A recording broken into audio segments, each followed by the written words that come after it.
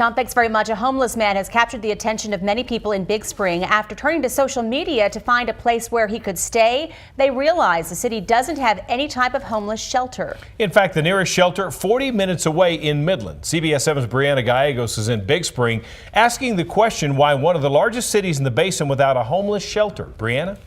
3 years ago, this building was a safe place for anyone who didn't have a home could rest their head at night. But today, the doors are locked.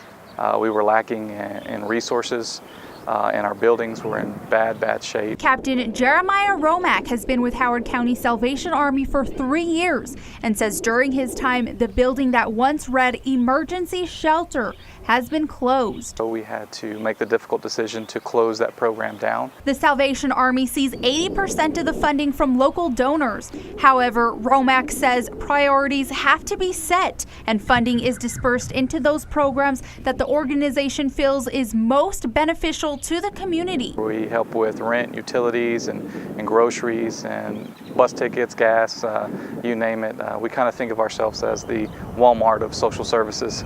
We reached out to city leaders about the lack of a homeless shelter and only heard back from City Councilman Raul Marquez. He says while there isn't a big homeless population in Big Spring, he hopes to see a homeless shelter in the future if it is needed. Meanwhile, Romack says if someone needs a place to stay, they are sent to Midland or even further out to a rehab center on a case-by-case basis. So not everybody that comes through will directly go to Midland or to Abilene. We try and meet the need of where they are, and not just for that moment, but long term as well.